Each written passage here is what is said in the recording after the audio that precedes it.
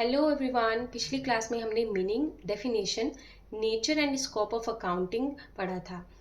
अगर आपने वो वीडियो नहीं देखा है तो सबसे पहले उसे देखिए, क्योंकि आज का टॉपिक उसी का ही सेकंड पार्ट है। तो आज हम तीन इंपॉर्टेंट टॉपिक्स पढ़ेंगे।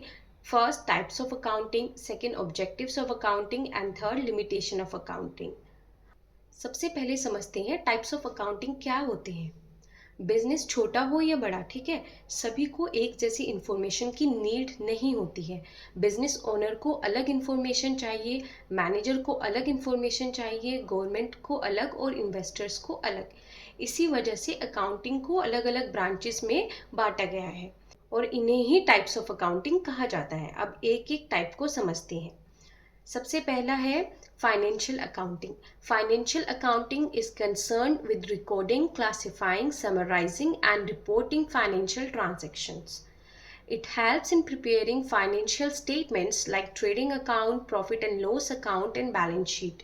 फाइनेंशियल अकाउंटिंग का मेन काम है बिजनेस के सभी फाइनेंशियल ट्रांजैक्शंस को रिकॉर्ड करना, क्लासिफाई करना, समराइज करना और फाइनेंशियल स्टेटमेंट्स तैयार करना। इन्हीं पर ट्रेडिंग अकाउंट, प्रॉफिट और लॉस अकाउंट और बैलेंस शीट तैयार की जाती है।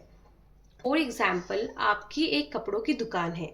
साल भर आपने कितनी सेल की, कितना प्रॉफिट हुआ, कितना कैश बचा, ये सारी इंफॉर्मेशन फाइनेंशियल अकाउंटिंग देती है। Second one is cost accounting.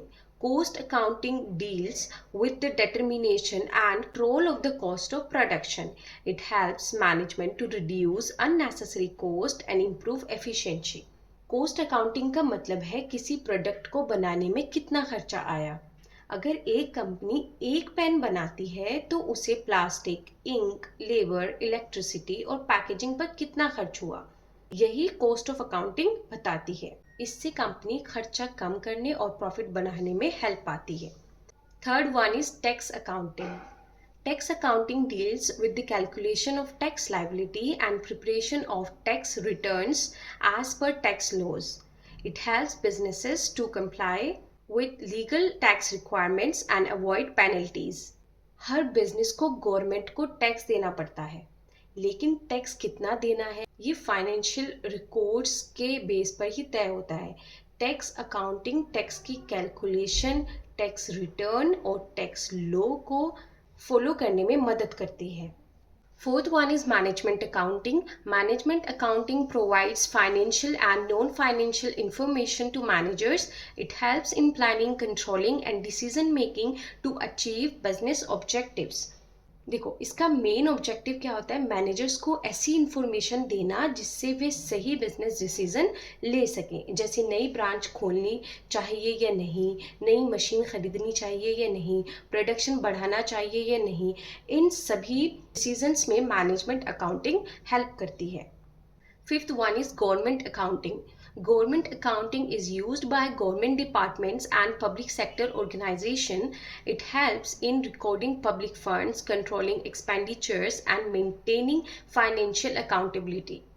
देखो, इसका कहाँ पे यूज होता है, इसका यूज़ गवर्नमेंट डिपार्टमेंट्स और पब्लिक सेक्टर ऑर्गेनाइजेशंस में किया जाता है।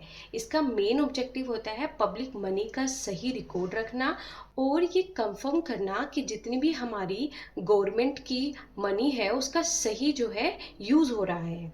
Sixth one is social responsibility accounting. Social responsibility accounting records and reports the social and environmental activities of a business. It shows how a business contributes towards society environmental protection.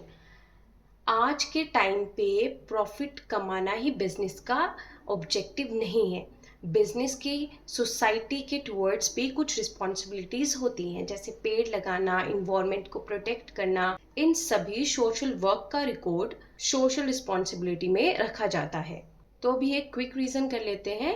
तो types of accounting हमारे 6 type के होते हैं। First, financial accounting, second, cost accounting, third, management accounting, fourth, tax accounting, fifth, government accounting and sixth, social responsibility accounting. अब बात करते हैं objectives of accounting की। ऑब्जेक्टिव का मतलब होता है गोल या पर्पस, यानी अकाउंटिंग क्यों की जाती है, उसके क्या ऑब्जेक्टिव है। आइए अब एक एक करके समझते हैं। First, to maintain systematic records, The primary objective of accounting is to maintain a complete and systematic record of all financial transactions. तो अकाउंटिंग का पहला ऑब्जेक्टिव क्या होता है? बिजनेस की सभी फाइनेंशियल ट्रांजैक्शन का प्रॉपर और सिस्टमेटिक रिकॉर्ड रखना, ताकि इन फ्यूचर में कोई भी अगर इंफॉर्मेशन की नीड है तो वो हमें आसानी से मिल सके. सेकेंड, टू डिटरमाइन प्रॉफिट और loss. Accounting helps in calculating the profit earned or loss incurred by the business during a particular accounting period. Accounting का दूसरा ऑब्जेक्टिव है ये पता लगाना कि बिजनेस को प्रॉफिट हुआ है या लॉस हुआ है, और इसके लिए जो है प्रॉफिट एंड लॉस अकाउंट तैयार किया जाता है. Third is to determine financial position. Accounting shows the financial position of the business by preparing the balance sheet. It helps to know the assets, liabilities and the capital of the business. Accounting हमें ये भी बताती है कि business financially कितना strong है, business के पास कितने एसेट्स हैं, कितनी लाइबिलिटीज़ हैं और कितनी कैपिटल है, और ये सभी इंफॉर्मेशन हमें बैलेंस शीट से मिलती है. Fourth is accounting provides reliable financial information that helps the management to make effective business decisions. Accounting management को सही फाइनेंशियल इंफॉर्मेशन देती है जिससे वे सही समय पर सही बिजनेस डिसीजंस ले सकें. Fifth is to fulfill legal requirements. Accounting helps businesses to maintain proper records and comply with legal and taxation requirements. Her business को लॉ के अकॉर्डिंग रिकॉर्ड्स रखने होते हैं. अकाउंटिंग इन लीगल रिक्वायरमेंट्स को पूरा करने में मदद करती है. अब आते हैं हम अपने लास्ट टॉपिक पर, लिमिटेशंस ऑफ अकाउंटिंग. फर्स्ट है records only monetary transactions. Accounting records only these monetary transactions which can be measured in terms of money.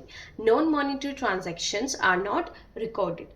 Accounting जो है वो सिर्फ उन्हीं ट्रांजैक्शंस को रिकॉर्ड करती है जिन्हें मनी में हम क्या कर सकते हैं, मेज़र कर सकते हैं. अगर किसी एम्प्लॉय का बिहेवियर बहुत अच्छा है तो उसे अकाउंटिंग में रिकॉर्ड नहीं किया जा सकता क्योंकि उसकी मॉनेटरी वैल्यू नहीं होती है. Second is ignores qualitative factors.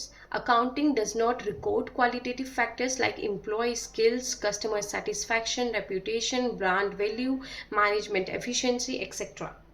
Accounting employee skills, customer satisfaction, management quality, business reputation जैसी चीज़ों को रिकॉर्ड नहीं करती, हालांकि ये बिजनेस के लिए बहुत इंपॉर्टेंट होती हैं. Third, based on historical cost. Accounting generally records assets as their original purchase cost, not at their current market value. Accounting assets को उनके purchase price पर रिकॉर्ड करती है. अगर आज उनकी मार्केट वैल्यू बढ़ गई हो फिर भी बुक्स में ओरिजिनल कॉस्ट ही दिखाई जाती है. Fourth, possibility of personal bias. Financial statements may be affected by the personal judgment and estimates of the accountant. कई बार फाइनेंशियल स्टेटमेंट्स तैयार करते टाइम अकाउंटेंट के जजमेंट का भी इफेक्ट पड़ सकता है. इसी वजह से अलग अलग लोग कुछ एस्टिमेट्स अलग तरीके से बना सकते हैं. Fifth, does not predict the future. Accounting provides information about past and present transaction but can not accurately predict the future business performance. Accounting हमें पास्ट और प्रेजेंट की इंफॉर्मेशन देती है लेकिन ये 100% श्योरिटी के साथ फ्यूचर नहीं बता सकती. लास्ट पॉइंट है आपका चांस ऑफ मैनिपुलेशन. अगर कोई इंसान जानबूझकर गलत एंट्रीज करे या फिर रूल्स को फॉलो ना करे तो फाइनेंशियल इंफॉर्मेशन जो है गलत दिखाई जा सकती है. इसलिए अकाउंटिंग में ऑनेस्टी और एक्यूरेसी बहुत ज़्यादा इंपॉर्टेंट है. तो स्टूडेंट्स, आज हमने 3 इंपॉर्टेंट टॉपिक्स पढ़े हैं: types of accounting, objectives of accounting and limitation of accounting. अगर आपको ये तीनों टॉपिक अच्छे से समझ आ गए हैं तो अकाउंटिंग की फाउंडेशन और भी मजबूत हो जाएगी. अगर वीडियो आपको पसंद आई हो तो लाइक ज़रूर करें, अपने दोस्तों के साथ शेयर करें और चैनल को सब्सक्राइब करना ना भूलें. मिलते हैं अगली क्लास में नए टॉपिक के साथ. Thank you.